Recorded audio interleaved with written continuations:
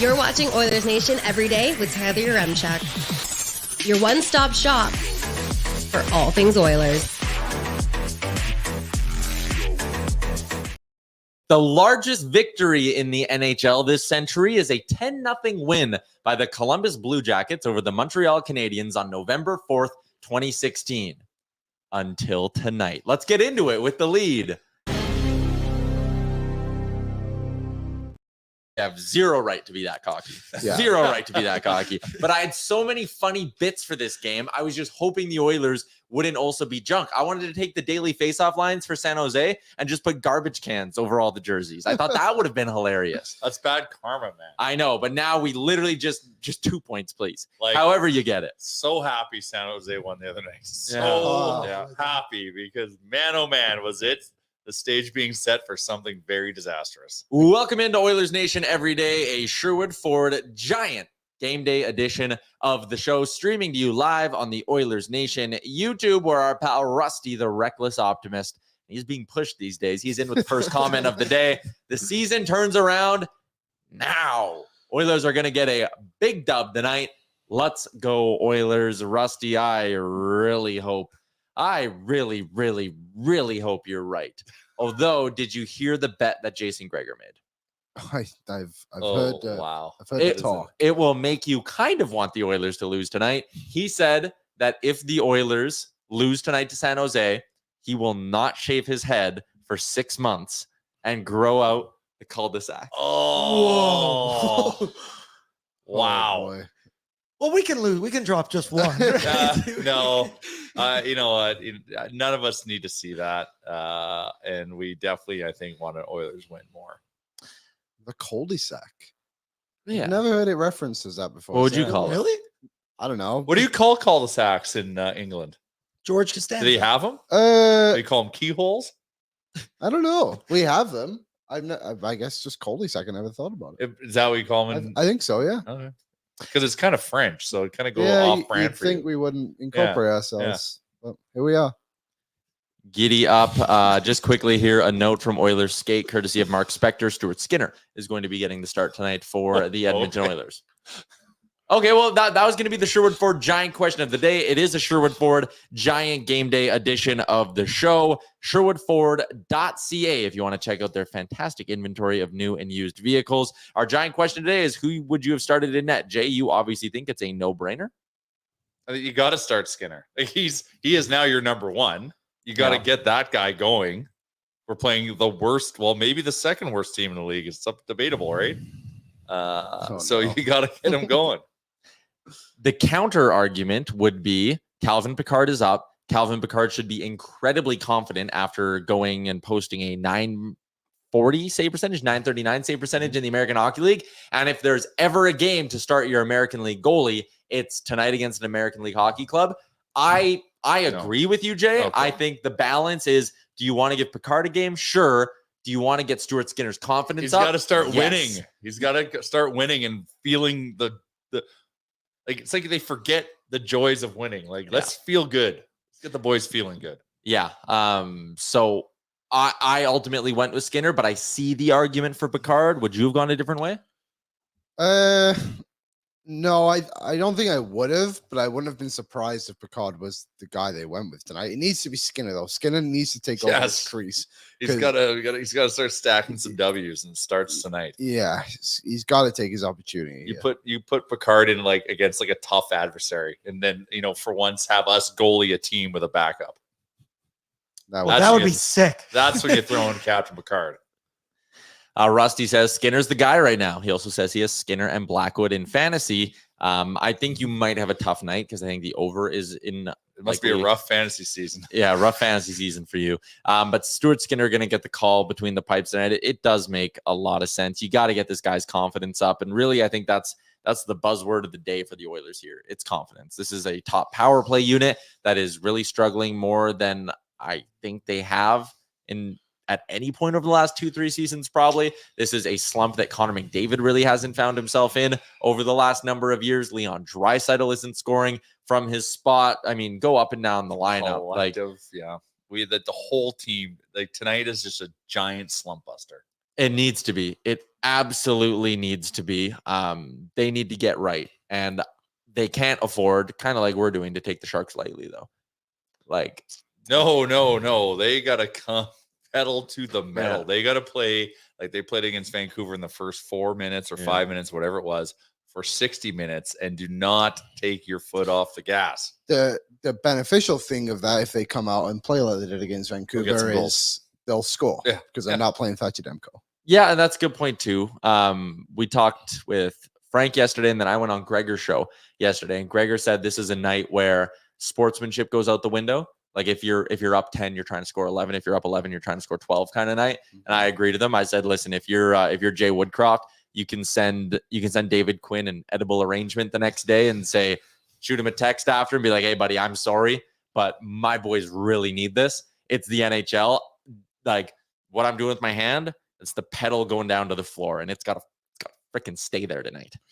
Yeah, there has to be no mercy, and it has to be the top guys who do that to them. It can't it'd be sweet if Raphael Lavoie got a couple of goals, but quite frankly, I don't really care if he scores. I need McDavid and Draisaitl to score some goals. Yeah, depth scoring would be good, but at this point, scoring would also be good. Like I said, it is a Sherwood Ford Giant Game Day edition of the show. Shout out to their fantastic sales and parts department.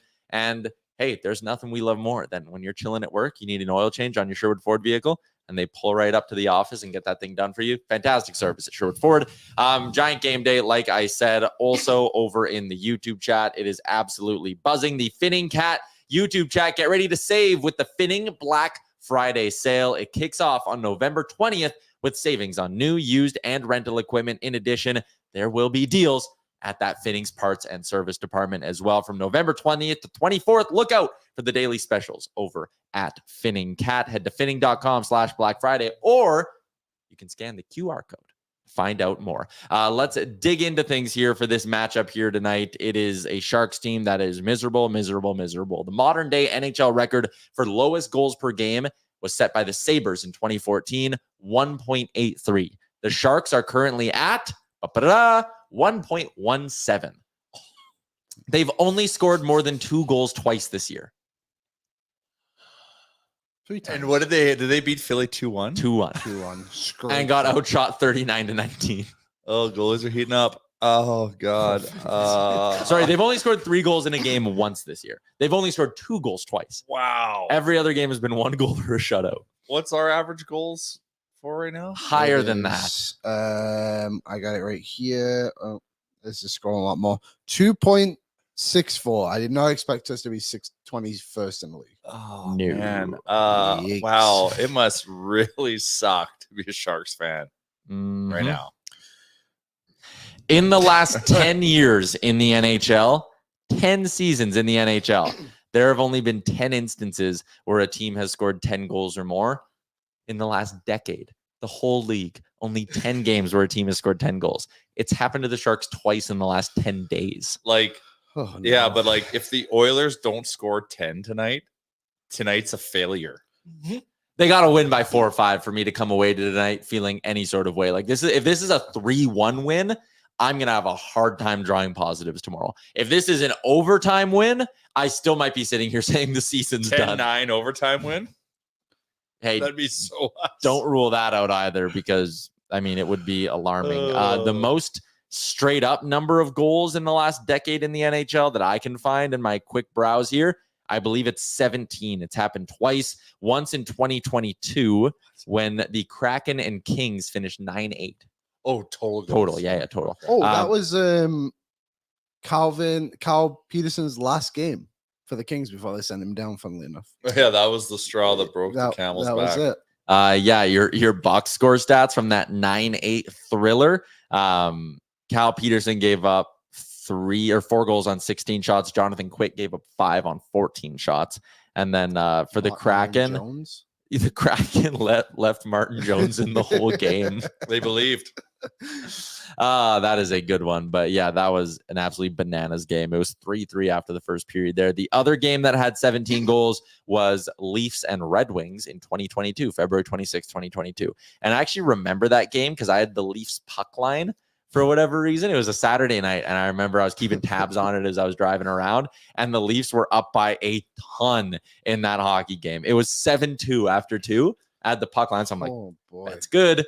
I checked back at the 5:21 mark of the third period. It was 7-6. I really hope we don't have that kind of a game tonight, is my point. A 7-6 game? Yeah, that wouldn't be fun. It would be nice if the Oilers could play any form of defense. Like, yeah. Mhm. Yeah. A lot of things. Got an update on cul-de-sac from Kimberly in the chat, if Oh, we just want to okay. cover that quickly. According to Google, cul-de-sac in French means dead end. So in England, they call it no through road or a dead end. Yeah, but cul-de-sac means like No. there's houses on there. Like it's Well, because we also makes have dead sense. end as Yeah, a we- sign. yeah, Or no through. We have zone. no through We- road. we no have exit. that. No exit. I think Yeah. is the way. We have that, but for a cul-de-sac, that's a Cul-de-sac community implies a term. loop somewhere in there. I think some form of a loop. Like the keyhole Oh. thing. Well, like, keyholes in the- yeah. Okay, sure. There you go. There's a lot of negativity dead in the end. chat. Cul-de-sac. That does not translate into dead end. Yeah, that means But, call your hey, sack. Don't shoot the messenger. I'm just reading what Kimberly told us in the chat. Oh, because it's round. Is that where the sack part comes in? I don't know. Yeah, probably. Like a potato sack. We're going to be joined in a little bit by our pal Carter Hutton, the former NHL goalie. We're going to get his opinion on Jack Campbell, on Stuart Skinner, and also a couple outside of Edmonton topics. But first, let's give you some more game notes for tonight, brought to you by Alberta Blue Cross. There's only one thing better than sharing memories, and it's making new ones. Alberta Blue Cross and their travel insurance protects you and your memories wherever your travel takes you. Visit ab.bluecross.ca/travel for more. We're going to Seattle this weekend. Leaving tomorrow. Oh, yeah. Yeah, I It's know. Thursday. I know, man. It's wild, eh? Oh, my God. Yeah, me and you just The got off a Vancouver plane. trip threw it off. Yeah. Really threw us off. But we're excited to bring a bunch of Oilers fans down to Seattle to 36. hopefully Oh my talk God. about a nice extended 2-game. I don't Oilers win. care. I am in such a state of sadness that 2-game winning, like two Yeah. games in a row, is Oh, a streak. Yep, It it's is a streak, hot baby. streak. If you missed out on the Seattle trip, you can come join us in Arizona this Arizona. winter, February 18th to 20th in Phoenix. Flights, hotel, hockey, everything is included on another nation vacation presented by Alberta Blue Cross. We're going to the Mullet Arena to watch Connor and the Oilers. We're going to have warm weather. This includes your hotel stay, your transportation to and from the airport flights, and your tickets to the game. A lot of good stuff going And good on. times. February Yeah. 18th to 20th. Will says, why Arizona, LOL? Because The it's Mullet Arena, man. the Mullet Arena, cool as hell. That is like, this is the most unique NHL experience of our lifetime. This is the only time we'll see the Oilers play in an arena like this. Plus, we had Maddie, who's down there on a family vacation. She went to the Mullet last night with sending me photos, and she was sitting in the den. She's like, this is amazing. We're also sitting in the den. It's pretty sweet. Nice. There's not a bad seat in that house, but the den will be cool. Yeah. So nationgear.ca if you want to come on the trip with us. Game notes. We mentioned the San Jose Sharks and their struggles to score. They are getting caved at 5-on-5. So far And this we season. can't score at 5-on-5. Interesting. Someone's got to give. Someone's got to give. Whose streak is getting broken? It's 37-7 is the score when the Sharks have been at 5-on-5 so far this season. 37-7. And What are it's- we at? 5-on-5. I mean, it's still early in the season and it's already 37-7. I would imagine the Oilers are a hair better. I'll double check that in just a second. Well, I would assume they are. Their power Yeah. play has been decent, 28% in their last 3 games. It's been really their only source of offense in the last few. But really the big note is the PK. Sharks PK has been struggling. The Oilers power play really got to get going tonight. That is one area I'm looking at. Like if you want to get off the schneid and you're Connor and Leon, you will get power play opportunities at some point in this hockey game. You better sure as shit make them count. Yeah, there's just the power play is weird right now. It just seems to be predictable. Yep. I think is a good way to put it. It's very obvious what's going to happen. Like last season, it just felt like every time they made a pass, that guy was open for a shot. Mm-hmm. Now, every time Nuge goes in with his low wrist shot he likes to do, there's a guy stood right there. Every time Leon Draisaitl goes for his one-timer, he misses the net or he's just not getting connected. It's just weird rhythm. The only threat seems to be Bouchard's shot from the point. Yeah, there is some weird really rhythm. is. That's a good observation. But also, like teams are defending it better. Like Yeah. we always say that, like our power play is so adaptable and agile, but Well, it's yeah, also 'cause- always the same. Yeah, but I think for the most part, like in game, at least last year, they do a good job of like, okay, if the Leon option is taken away in that first attempt or in the first 40 seconds of it, then all of a sudden you see Leon maybe float to the other side of the ice and Connor gets in motion. And that motion is often what made it so hard for other teams to stop it.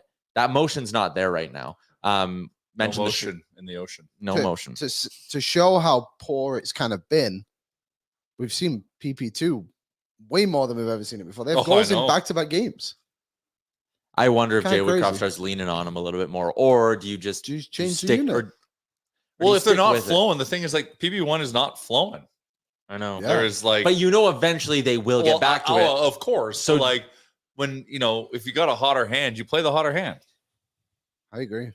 Most of the time I would agree with Not you. to say they are the hotter hand, but they're at least warm. No, and like I get what you're saying, but my take would be you have this unit that when it's at its best can win you But hockey it's not games. at its best. But it's not I know, playing but its best. but eventually it'll get back there. So play course. play the hell out of it. We'll and let play it get them back every there. game, lead them, but like maybe you instead of a minute 50 and 10 seconds split, you maybe do a minute 20 and 40 second split. Yeah, maybe For now. maybe. And then once they heat up, then you give them the whole 2 minutes again. I don't care.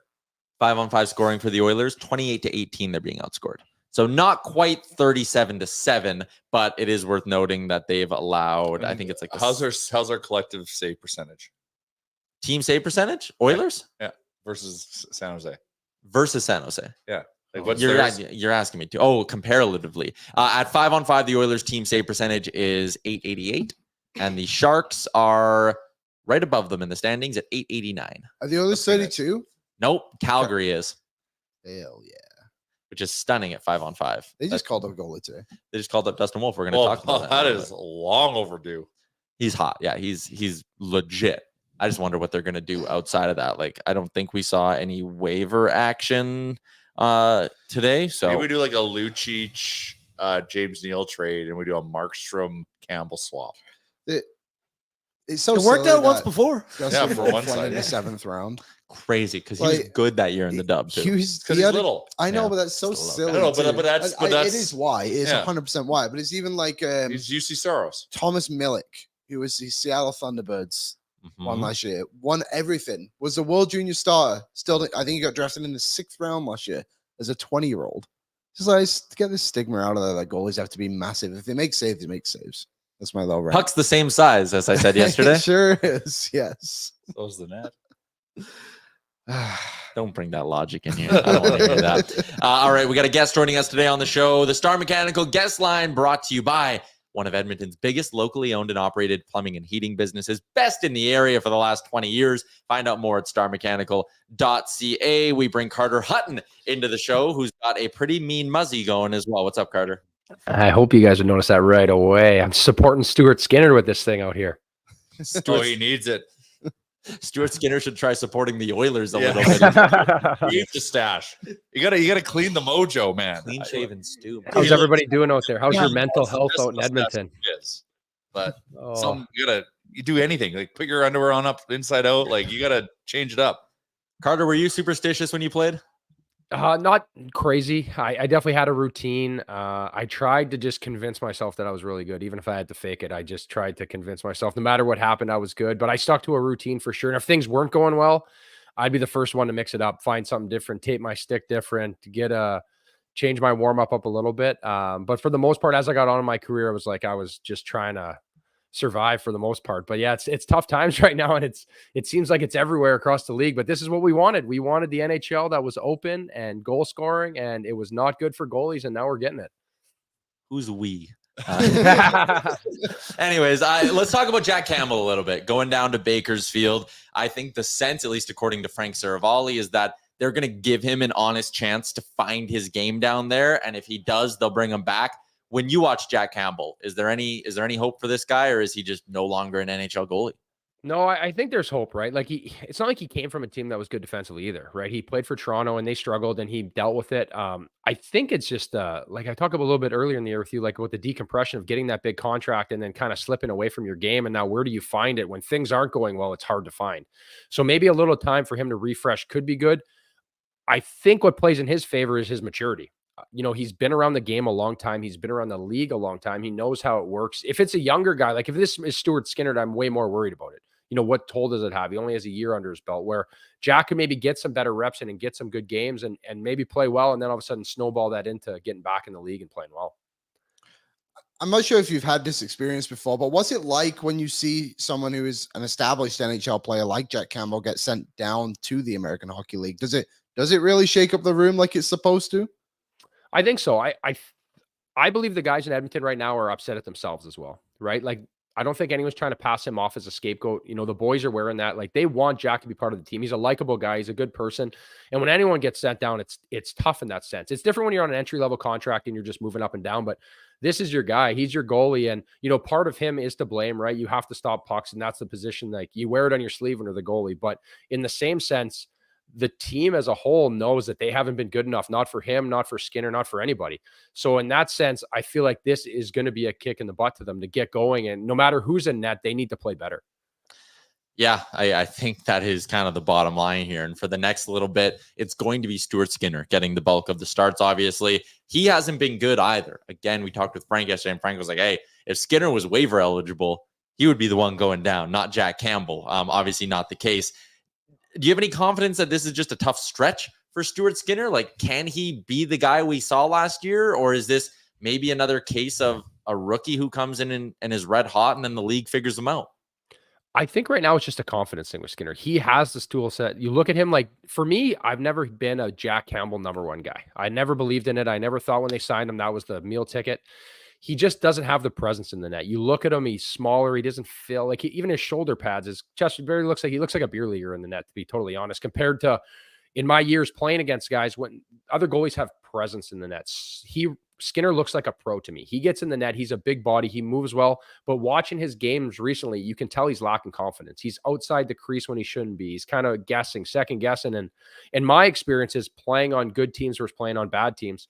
Sometimes when you're struggling defensively and your game isn't there, you almost try to do too much. And then it starts to, again, like just things, you can't play that way. Things snowball on you. You're trying to do too much. And the game nowadays moves so fast east-west because you can't hold anybody up. I just want to talk about how Jack looks in the net, because when you see him and Skinner out of their equipment, they're like two giant humans. Yeah. So is he just wearing smaller equipment? Yeah, he just doesn't wear the same gear and like present himself as well. I always felt the same way, like early in my career versus later. It's almost like I made changes to present myself bigger. I got bigger chest protector. I found different ways to wear my suspenders to like jack up my shoulder pads. So you find every which way to cheat, and that's why they have the NHL checking our gear. But with Jack, I just look at him and it just doesn't give me that feel. Like, he doesn't have shoulders on him. He doesn't have, and the game's hard enough to play as it is. Like, why not try to have that edge? When I see Stuart Skinner, he looks more like a well-groomed pro that fills more net. He has a presence. It's just like when you see Markstrom or you see Hellebuck, you see these bigger goalies, just their presence on the rink, it helps stop pucks. There's like, I know you guys were talking about Wolf there a little bit, but size matters, right? There's just certain times where pucks hit you, and Skinner just has a better presence in the net than Campbell, in my opinion. Well, how's that process work with the league checking gear? Like, how often do they come in to do it? Do you have any heads up, or is it like a piss test in the NFL where you just like show up one game and they're like, all right, come here, we're checking your shit? So for the most part, the only time I ever got tested, I think it was like my first year I was playing well in Winnipeg. As I came off the rink, Kay Whitmore and one of his assistants was there, and then they had the stuff to measure my gear right after a game in Winnipeg. That was the only time that it was just a spot check on me. Every other time it was like during the day, pregame skate, like the trainers knew he was coming in, so they were smart about it. And then during the summer, when you would get your gear, factories would send it to Kay. He checks it, and every single set of gear you get has his signature on it that's been signed off on. So when he's checking gear, it's got to match his signature. So if you technically wanted, I'm sure there's lots of ways you could pull strings and change gear and have different stuff on the go, because they're not that, specific on it. I just think in total, unless someone's saying I'm a red flag, something shady's going on, I don't think they're really checking as much as people think. So the NHL has a maximum. Maybe they should set a minimum, and then Jack has to step up his gear. Yeah, seriously. I was reading through your career stats. Like, you came into the league in that first year with the Preds, played 40 games and had like really damn good numbers, 262 and a 910. Skinner obviously had a very good year in his first full season in the league. Did you notice in your second year, did it get more difficult? Did you get a feel that like, okay, guys might have a book on what my weaknesses are, or is that something we just kind of make up in the media? No, I think that's realistic, right? It's even a sense of like you've taken a step back. That first year you're playing on so much more emotion, right? Like every game is so important and you're just trying to cut your teeth and stay there and not lose a job. And then all of a sudden for me, I got a 2-year extension after my first year. And before that, I was 2 years removed from making $40,000 a year in the American League, right? So now I signed a 2-year deal worth, $750,000 a year. There is a natural setback, right? We talk about Jack Campbell getting that big ticket and just having that little bit of a setback. It's hard not to mentally kind of decompress a bit, where I think for me, teams do learn you as well, but I think it's you trying to hold yourself accountable and honest. And for Skinner, the sky's the limit. So I don't see this as like a giant setback. Teams figuring him out. He's too well of a goalie for, I think, for that to totally happen. Maybe Tootsies too. Maybe. Yeah, that got, well, honestly, my first year, Rene was hurt and I was like under the gun playing. And then the next year, Rene was so good. It was like, I would play a game and I knew I had like 2 weeks between starts. So it'd be like, I just like look at the calendar, be like, okay, I can go with this night, then I'll give myself 4 days to try to regroup and get back for my start. Yeah, you're right. Like you played 40 games in your rookie year, and that next year you started 17.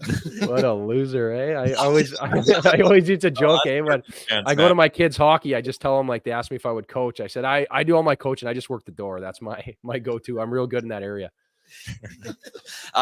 You joined Nick Alberga, our pal on Leafs Morning Take, a handful of times every couple of weeks. The Leafs right now, I mean, they are absolutely lost. Not granted Oilers level, but they are struggling. I think they've lost 5 of 6 right now. Samsonov is really hurting. Joseph Woll gave up a ton of goals last night against Ottawa. Is that a goalie issue in Toronto, or is that they don't know how to play defense issue? I think it's a bit of both. I think Samsonov needs to find his game as well. He looks like a lost puppy out there. I talk about being like efficient and moving in the crease. He misses his post. He's flopping around. It just doesn't look clean, especially when you compare him to goalies that we've seen, like watching Demko the other night against the Oilers. Just every single time he's going to his post, he's like efficient. He hits it. He's in position. He never has any over movement where the puck starts moving around the offensive zone or the defensive zone for the Leafs. Samsonov is just sliding around, flopping around. He never kind of finds his post, where when I watch Joseph Woll, he looks like he's ready to go. Like, granted, last night wasn't his best performance, but in majority of his games, he looks like he's ready to go. And I think it's time for them to give him the keys to the castle. Just like with Skinner, they need him to run with it, but they got to find someone that's serviceable. I think at this point, even having Martin Jones in, like, waiting in the minors is another guy that has a lot of experience that can get the job done. But for right now, it's been a bit of a nightmare for here as well. Last one I have for you is just about the team down south in Alberta. Dustin Wolf is coming up from the American League. Dan Vladar has really struggled as the Flames back up. Their team 5-on-5 save percentage worse in the league. Is Dustin Wolf legit? Yeah, he is. He is very legit. Yeah. He is like your next wave UC Saros. I don't think he presents them as well. I talk about gear. I talk about being bigger. UC's like a little brick wall. Like, doesn't look like holes. Wolf is a little skinnier. He's thin. He's like smaller in the crease, but he does everything so well. When you're not 6'5", or you're not 6'4", and you're playing at a smaller height, he measures in at 6 feet. It sure doesn't look like it. You have to do everything just that much better, and he does. He literally is one of those guys that has perfected the position. He is always on. But now the biggest thing I would say is the AHL, you're going to give up a little more bit of a breakdowns because the defense isn't as good. But guys in the NHL don't miss their shots. Guys are. It's just better high quality chances. And it's going to be interesting to see how he does. I'm excited for this. I think he's awesome. And I am pumped that I hate how teams sometimes wait. Just if the guy's getting it done, get him in there, get him playing. Maybe the Oilers should try that with Olivier Rodrigue right now. Or Cal Picard. Yeah, Picard. I mean, he's got good numbers in the American League. That's interesting, the point you kind of made, though, about how less defensive, or there should be less like defensive zone breakdown, sloppy play at the NHL level compared to the AHL. So, like, do you read anything into Picard's good numbers in the American League? Do you sit there and go, hey, like, he should be confident, maybe he can slide up and give the Oilers a good start? Yeah, I think so for sure. And mindset and feel, and like how everyone knows that goaltending is a streaky position. And sometimes just getting a guy in the right rhythm and running with it is all that matters, right? I feel like for me in my prime, when I was playing a lot of games and playing well, you just wanted more games. Like, let's just keep them coming. You almost get to a flow state where you don't even know what day it is. You're just playing. Things are rolling well. But on the other side of it, when things are bad, oh my God, like every day, every practice, everything just gets magnified, right? Like the anxiety goes through the roof, where if you got a guy that's playing well, let's get him games, get him rolling. I used to always have this conversation with Lean Stallmark. Just he would complain about being tired or whatever. Like, this guy was so good. He wouldn't even get tired in a game. And I would be like, always explaining to him if I was out, like, this is where you want to pile the games on. This is where you make your money. This is where you like establish your name. Right. And I think for these younger guys and staff, if you can make it work in the salary cap, who's ever playing, let's get them rolling. All right, let's see if the Oilers goalies can turn it around tonight. Carter Hutton joining us live from the sprawling metropolis of Thunder Bay, Ontario. I like to think you only join us because there's nothing else to do. Yeah, I love you guys though. Don't worry, trust me. It's all good. It's sunny out here today, so we're winning. All right, Carter Hutton on the Star Mechanical guest line. We passed your number along to Ken Holland, buddy. Keep the ringer on. Yeah, we'll see. All right, starmechanical.ca if you want to find out more info. Carter Hutton, always a blast to have on the show. I mean, he could come in and have like a 898, right? Like, he could get us close to where we need. I'd happily take that right now. That's what I mean, right? Like, he could give us at least the min. Stuart Skinner going to get the call tonight. Let's continue along on a Sherwood Ford Giant game day edition of the show, brought to you by Sherwood Ford the Giant and Sherwood Power Sports and Marines. Fishing boats, pontoon boats, ATVs, side-by-sides, and motorcycles. They're opening up in February 24. 371 Lakeland Drive. Liam, you know that address. It's right in the heart of Sherwood Park. Right in the heart of Sherwood Park. It is right by Millennium. Right by Millennium. Close to Oodle Noodle. Yep. A lot going on around that area. Get your noodles, get a new boat. Sounds like a fun day. And go for a walk on the track at the Millennium Place with your boat. Yep. All the beauties of Sherwood Park. Lineups for tonight. Let's start with the Edmonton Oilers. Friend of the show, Tony Brar. He's got the lines and combos. McDavid, McLeod, and Hyman. What do we think? McDavid. Okay. McLeod, Hyman. I mean, yeah, go ahead. See what it's got. McLeod. Like, this is the ultimate game to get everyone going. And McLeod's been struggling. Yep. So put him with 97 and see what we got. He seemed to have a bit of buzz to him last game. Last game I thought was his best game of the year. Found he was actually in promising areas, opportunistic areas, we'll call them. Second line, Draisaitl, Holloway, Fogle. I am excited for Dylan Holloway to get some meaningful minutes in this game. And I just really hope this sticks. I hope Woody goes, I really hope he goes the full game with these four lines and doesn't do a lot of jumbling. Like, we got the spine now with McDavid, Nugent, Dry, all on separate lines. Every center has a winger with him who is reliable. Fogle's been the most consistent winger. Kane's playing great hockey to go with Nugent Gagne. Hyman's playing good with McDavid. Like, everyone has a reliable partner. Everyone also kind of has someone on their line that you're looking to get going a little bit. So everyone's got to get going.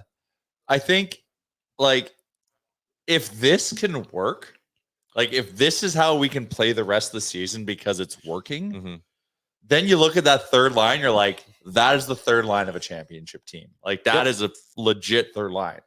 But that is because we're pulling people from the top six to make it happen. So I'm hoping, I'm going full Rusty here and, hoping this works. It's so true. Like, we look at the Dallas Stars, I think is a good example. I try and pull it up here, but that third line, what was it? Like, Tyler Seguin, Mason Marchment, and Matt Duchene. It's like, yeah, they can do that because Wyatt Johnston does something in their top six.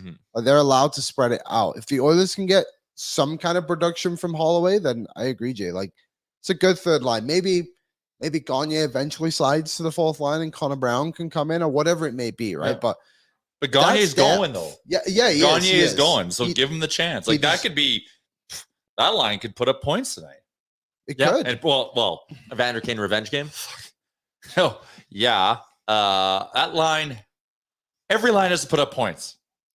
Yep. Every line tonight. This is what we've been wanting, though. The Oilers needed to spread out McDavid and Draisaitl probably about 4 games ago to give this opportunity to see if other guys can get rolling. I guess it couldn't be any worse, right? So I guess in hindsight, it should have. Like, the reason why they're doing it is to try to stack some W's. Yeah, fourth line is Lavoie, Hamblin, and Derek Ryan. I don't think they play all that much. I don't know. What if it's 10-0? Yeah, sure. Then they'll play a lot. But I can't see Woody playing them a ton in this hockey game. We'll see if Ralph Lavoie can do anything with what'll likely be 6-7 minutes. I think he's been fine. He's been noticeable at least. Which is good considering he played 5 minutes. Imagine if you give him 10. Yeah. Like he deserved the fourth line deserves that. Blue line is going to stay the same for the Edmonton Oilers. Ekholm with Bush, Nurse with Cece, Kulak with Desharnais.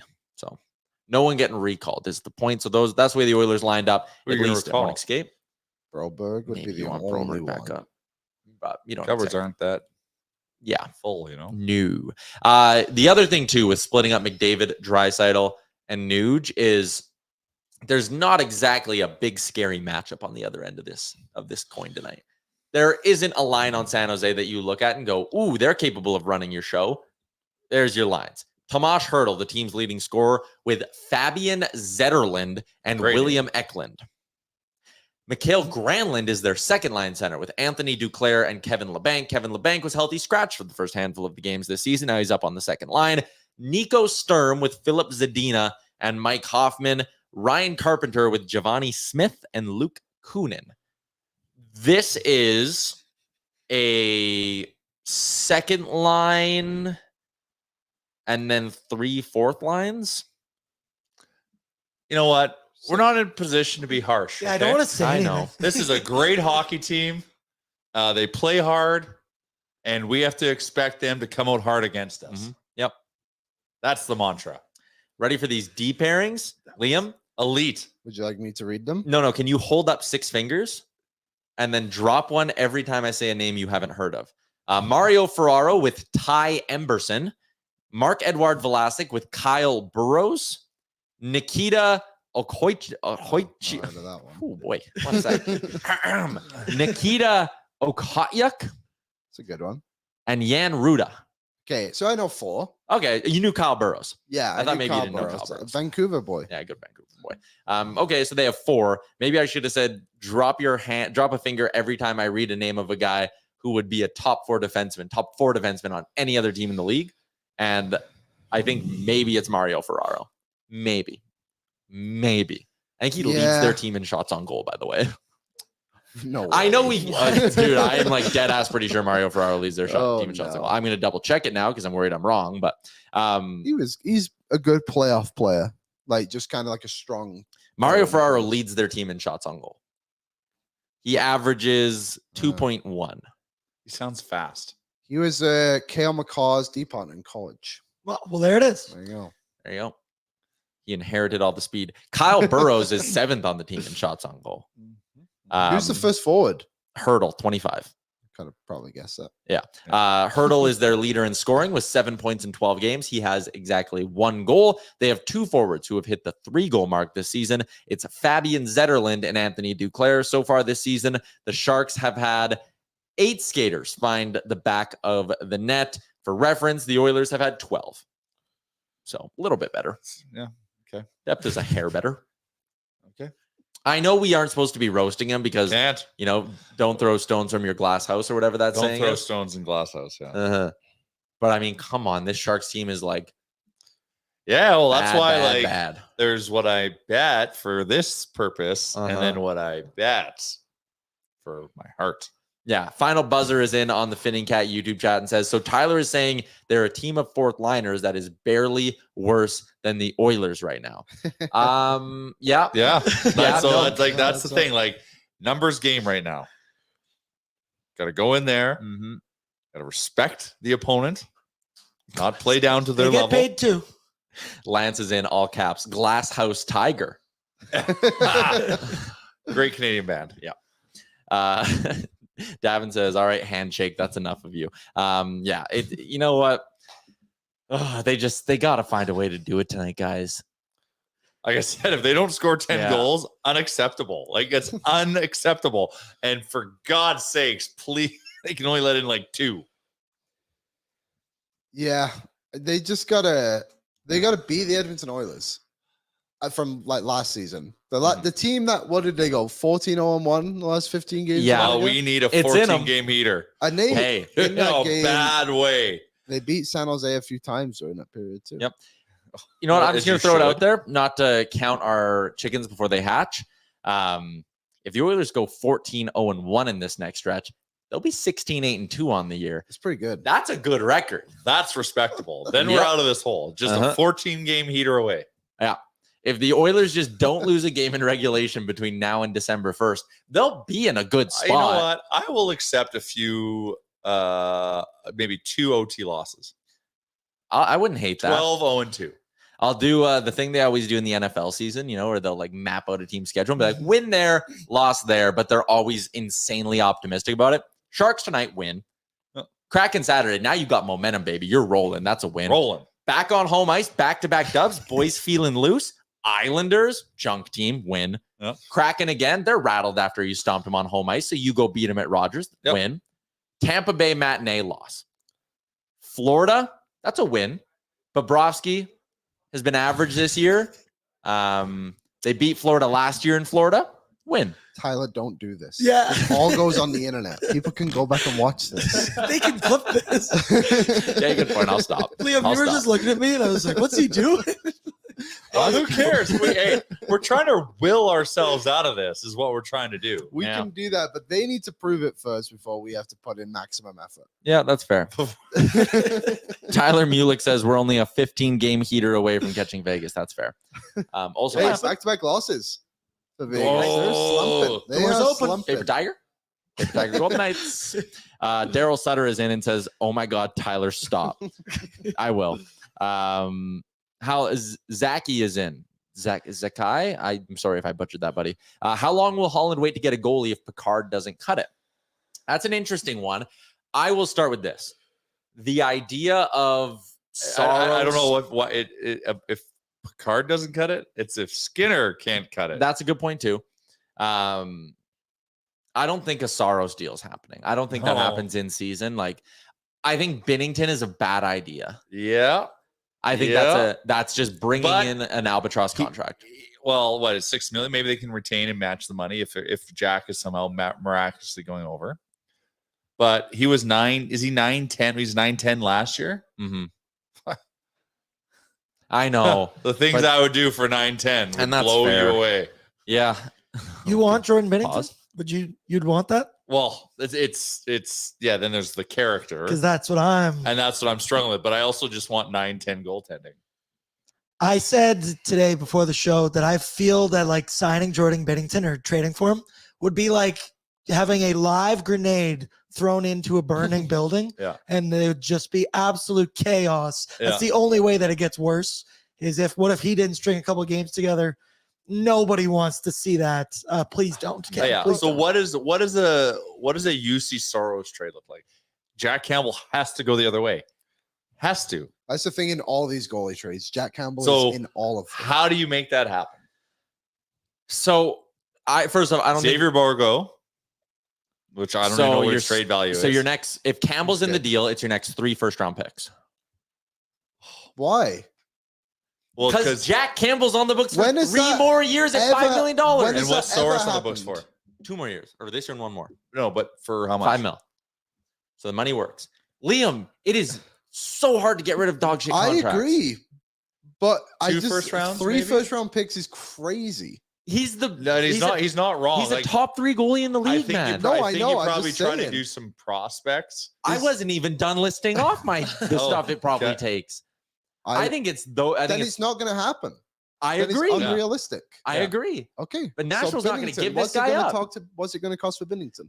St. Louis probably wants a first plus Yeah. because you need to. Then that's the deal. I'm not doing that. No, I'm not. No, I'm not saying it's Binnington, but I'm saying that's the value you've got to find of giving up 1 first-round pick rather But than like, Sorrow, if oh, you can. panic, give up 3. So if right now, again, we're playing this game. Let's play it. Okay. Barry Trotz calls this Spicy. phone Ring, ring. and he goes, "Hey Ken," and he I thinks pick you're. up. Sorry, Gary. FaceTime audio only. Oh yeah, no because we don't get service. service I'm down not in the at all. office. Yeah. Barry, you got to call back on FaceTime audio. And then he's old, so he probably doesn't know how to do that. Yes. Oh, dear. But he thinks you're Ken Holland. And he says, Okay. Kenny, wife and kids good. Yep, everything's good. Chit chat about golf a little bit. And you got to pretend to be Ken this whole time. So you're like trying to remember his wife's name, and it's like a mess. But then he goes, Ken, let's do a deal. 3 first-round picks and UC Saros for Jack Campbell. Do you do it? It is tempting. I mean, it is tempting, but I try Yes. and wiggle away. Yes or around no? it. Yes or no? He says, Ken, I'm only offering you 1 deal, buddy. It just gives us no capital to address the other things. No. and that's and like that's Dude, Saros. But but I yeah, but know. it's Soros. But like, Like it's not going to be enough to take us over the edge. So It might. Well, And then you trade Skinner in another deal. This isn't GM mode. Like, So- this- I know. so what other goalies could we go and target? Askarov, LeBron and Rashog were talking about him the other day. But Askarov. Askarov, Is that the prospect? Yeah, he has been shit, hasn't he? I think his numbers in the American League are pretty good. Just Like, isn't he like just like fundamentally not there? But if you go with Askarov, why don't you just play Rodrigue? Yeah, at that point. Yeah, true, right? I mean, that would go with that's Sure. the It was first, It was a second round pick. But like, what else like is out there where like maybe someone just needs another chance? maybe you could convince. We need a scratch ticket at a low acquisition cost. So lower acquisition the cost. team that's really interesting to me is San Jose, actually, because they're a rebuilding team at the furthest end of that spectrum. They need to gut it. Yep. They've gotten rid of Carlson and Burns, retained a salary on both of them, so they have one more retained salary spot. They've also only in this teardown of theirs recouped one extra first round pick, and it's in the Carlson deal, and it's a conditional first. They need firsts. Yeah. They have $35 million in cap space Okay. next year. Who's their goalie? Who do they have? Blackwood. And he's $2.3 million bucks. If you could call San Jose, and again, I'm doing this on the fly. So like if you want to murder me in the comments, whatever. But let's just spitball. A first round pick's in it. Campbell's going the other way, and they want Broberg too. So first Broberg and Campbell for Blackwood. And well, it opens up $2.5 million. And it opens up, and they take then the absolutely. Yeah, that is a no-brainer. I agree. Yep, me too. What was Now it, he Sam? had an injury. He was good. Had an injury. He had a heel problem. I think Oh, okay. I think it was something where it's like they take bone out of his foot. Like it was Ooh. bad. But he's apparently healthy now, and he's putting together some respectable games with the Sharks. Then that is the move. I think that's my guy. I don't love Jake Allen because I think he's past his prime, and I don't think he'd do good with a bad the blue line in front of him. $2.5 million in cap space right now for us going into a very important trade deadline. Only still having 2 firsts to deploy In subsequent years, yeah. That's meaningful. I just think, with the Sorrow saying you're putting all your bullets and just firing them all off. And you I don't gotta- think you gotta Nashville say even some moves stuff. him for that. I don't think they want I him. don't think. Well, we had the gentleman on the other week. What was his name again? I forgot. The Nashville Our fella. pal from Nashville. Our co-worker from Yard Barker. Yeah. He said they were going to re-sign him. So that's why I it's think just they're weird that he's even in these conversations. Blackwood would be good, I guess. Yeah. I don't know. Just move on from Jack Campbell, to be honest. I've Yeah, no. It So- has to. It's gotta yeah. end. New We can't episode of the do DFO this. Rundown went out today with Frank Cervalli and Jason Greger. I asked Frank, I said, percentage chance Jack Campbell's dealt in season. He said 65. 65. Uh-huh. I didn't say that on our show yesterday. No, he didn't. And I said, Frank, what the Frank, come on. Yeah. All right. It's Saving it for his interesting. own. I really hope this conversation just dies out. Stuart Skinner rattles off like 10 straight dubs and we're good. But it's still not good. Like if Skinner does you're right. this, You're right. like Campbell needs to go. They need to find a way. Yeah, we Enough need is the enough. cap room, man. We need it. Yeah. We can't just sit here on our hands and pretend that he's. But like, just to good think that a he's just team in is the going to American take him. League. I know. I don't think there's like Calgary as the 3 goalies. I know we talked about a Vladar deal the other day, but his numbers are bad. I don't think it's worth giving up anything of substance for him. So Watch Calgary go on an absolute heater finally that With they've Wolf. released the Wolf. yeah, I know a lot of people like to bring up Boston. They're not doing anything. Like, let's be real here. No. A lot of people. Swayman. A lot of people are bringing up Me Veggie too. in Arizona, Yeah, but Arizona's doing okay. and Arizona apparently wants to load up. Friedman says they might be calling about Hannafin and trying to make it this year. So like that's not going anywhere. Like They need to make the playoffs because of their situation down there. former Oiler, technically, Mike Greer. no. Like, would you be tempted if Ottawa was like, listen, we got Mad Sogard down in the minors. We kind of want to bring him up and see what he's got.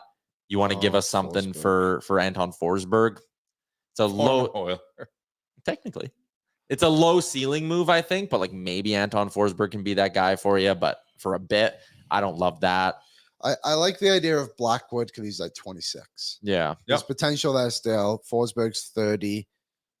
Yeah, I'd rather have Blackwood. I think Florida keeps him because they believe in him as their goalie of the future. But would you give up a big chunk for Spencer Knight? The only thing is they wouldn't take Campbell. They can't take Campbell. Yeah, you're right. That's a dead end lead. Tampa Bay, No, nothing They don't there. have a penny to Toronto, spend. I'm good. Washington, nothing there. Pittsburgh, nothing there. Carter Hart, Frank said yesterday, like his name's attached to so many of this 2018 Hockey Canada stuff that you can't touch him. Even like I don't know. Again, we don't know anything about that investigation, but his name's attached so much that even if you think there's a chance, you're not giving up multiple firsts for Carter Hart, and then what? The league in classic league fashion comes down in the middle of January. And it's like, you can't do that. Tyler Mulick brought up Semyon Varlamov in Long Island. He just signed a new deal there and he's got a no trade clause. So that's probably a dead end. Columbus doesn't have anything. Carolina needs goalies themselves. Winnipeg's got nothing. Did the Binnington thing. Saros. But here's Minnie's not pulling the plug on this thing. And Fleury's got a no move clause. So I doubt that makes sense. Like you just kind of go around the league. There's a reason I'm doing this drawn out exercise. You go around the league and like Blackwood makes sense. Outside of Blackwood, nothing, dude. There's nothing. Make that sound? John Gibson. But Anaheim's buzzing. Yeah. So I ate a thing of raspberries before the show. And I have had a raspberry seed stuck in my tooth. The whole, like it's right up there. And I don't know if people have noticed. I just didn't want to look like a weirdo. I don't think they care. I'm really trying to get it out of there, and it's stuck real good. Need some floss after this. Anyways, let's continue along with the show and get to the menu for tonight. It's delivered by DoorDash, where for a limited time, our Canadian viewers, ding dong, yes, can get 25% off and 0 delivery fees on their first order of $15 or more when you download the DoorDash app and use the promo code NATION25. It's up at the top of your screen, up there, NATION25 in all caps. Very hard to remember which way you're supposed to point. Sweet. You're getting there. Right there. Oh, there you go. At the top of the wall. Big slate tonight in the NHL. Obviously, the Oilers start at 8:30. Oh, no, they don't. 8:42. 8:47. No, it's not 8:47. I bet it is. Oh, there's no way. It'll be like 8:37. Yeah, it'll be like 8:37. We'll see. But it's a busy night in the NHL. Some other notable games. Chicago, Tampa, Connor Bedard taking on the Lightning. That should be somewhat interesting. Shout out to Matt Tompkins for his first NHL win, the former Sherwood Ford Crusader. 11 years after getting drafted. Crazy. Also on the menu tonight, Thursday night football, Panthers, Bears. I'm good. I'm probably good. I think I can just not watch NFL football tonight. And keep it locked on. Fields isn't even playing. Yeah, Chuba Hubbard. Hey, good local boy, Chuba Hubbard. Maybe you go over to Betway and you just sprinkle on a little Chuba Hubbard anytime TD. Parlayed with Oilers -4.5. Look at that, Liam. Back-to-back Sherwood Park athletes right there. What are we doing? We're producing. It's a factory. Chuba's plus 190 to find the end zone today.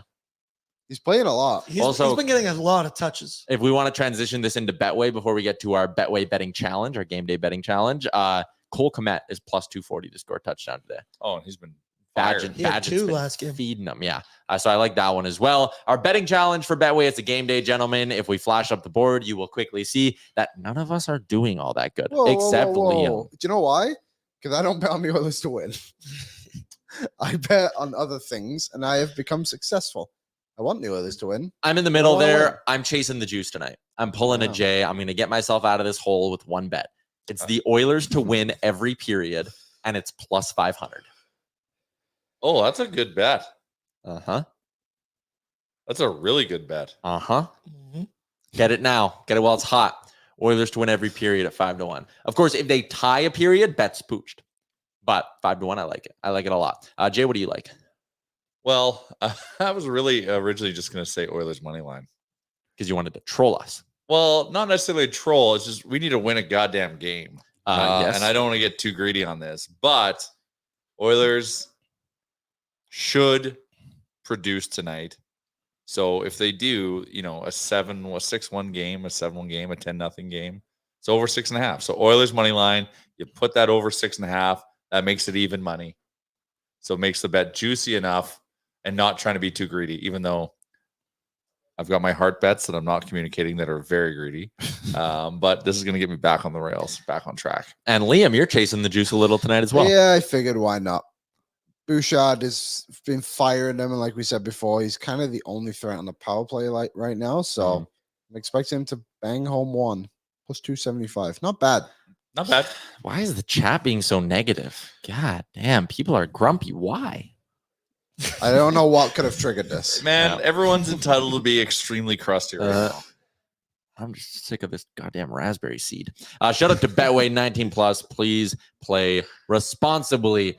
Before we wrap up the show, let's take a peek at that negative YouTube chat. The YouTube chat, as always, is brought to you by Finning Cat. Look at that QR code on the screen. If you're watching, maybe you're watching on your laptop. You want to take out your phone, scan that QR code. You know where it's going to send you? It's going to send you over to take a peek at their Black Friday sale. It kicks off on November 20th with savings on new, used, and rental equipment. Also, some deals on their parts and service from November 20th to 24th. You can check out daily specials, and that will last for the entire week. Gives you the chance to take advantage and save big on the things you need to keep your business running. For more info, go to finning.com/Black Friday or scan the QR code on your screen. The YouTube chat, not having a ton of fun, although Tyler Mulick says, I love you guys, so we love you too. What are they crusty about? Life. Yeah, a lot of people are like, you think they're going to win every period? They're not going to win the game. Some people are just saying we're scared. Dry says, we lose tonight, guys. All possible. Mhm. But if we believe that this team is better than how they're playing, then tonight they will go and absolutely shit can the San Jose Sharks. And if they don't, then we're going to change our narrative for the rest of the season and we'll have different discussions. Cam in a pizzeria says, win tonight, then what? Congratulations. The best, worst team in the league. It doesn't change anything. Need a Agreed. W, man. Yeah, but a win streak starts with one. You got to take advantage of the night. Yeah. You Need can a only W. play your schedule. Uh-huh. And Right. if they don't win, you're just going to be as pissed as you are now anyway. So Mhm. let them win. Let them play. Let the boys play. Greg is in and says, Liam, get me a dozer for Christmas. Shout out to Finning. Okay, so I'll use the Black Friday sale. to Yeah, get there you them go. on See, that's why they're going to be on Nuts. sale. Odin Well says timed. McDavid Hattie tonight. I don't hate that. He It needs a highly game. like that guy definitely needs a game, man. So it's possible. I might throw down on 2+ goals for Connor. Seems like the night. Yep. I've got to throw down on my Wendy's Survivor pool. Let's which get I need into a the hand Wendy's with. Survivor Pool I'm game. eliminated from this week already. I'm I'm out still this week. alive. Woo. I'm So- still kicking. So give us some insight, Liam. Who are you Okay. picking tonight to try keep your streak alive in the Wendy's Survivor Pool? So right now I'm on the Canucks win there with, what is it, 44, 45, whatever it is. Mhm. I want to move off that. Where should I go? Because I don't know if I like. Is the Oilers Okay. power play the right one? Uh-uh. Is that the player we manifest in that? This is a tough day. I know. Like The Oilers are going to whoop the Sharks. I'd go with the oil. Maybe that Rangers 31.5 Oh. shots. no, they're Tyler. not shooting as much as you Stop being a think. raspberry seed. Oh. Winnipeg Guys. is Winnipeg isn't scoring that well. The Sens just beat Toronto, so now I'm nervous on my Vancouver On one. back-to-back nights now, right? Yeah. Back-to-back. The Brinkai isn't scoring. Stamkos shots might not be bad. I think it has to All be the roads, Oilers. man. You got to do it. Push them Okay. in. Here we go. Win us some burgers, man. He's I'm locked. hungry. I am I'm locked. so mad I'm in. eliminated because I'm looking at that beautiful barbecue bacon cheeseburger. Still 458 people remain. Nobody else in this room is one of them besides me. Download the Wendy's app today. Connor McDavid in the last 3 seasons against the San Jose Sharks has 6 goals, 8 assists, 14 points in 8 games. 10 of them came at even strength. Decent. So there you go. Oh, Melissa brought this up, and a couple of my friends brought this up too. Mm-hmm. Maybe they need to bring back the vest. Oh, yeah. Dude, enough of this painter plumber bullshit. Yeah. Yes. Bring back the vest.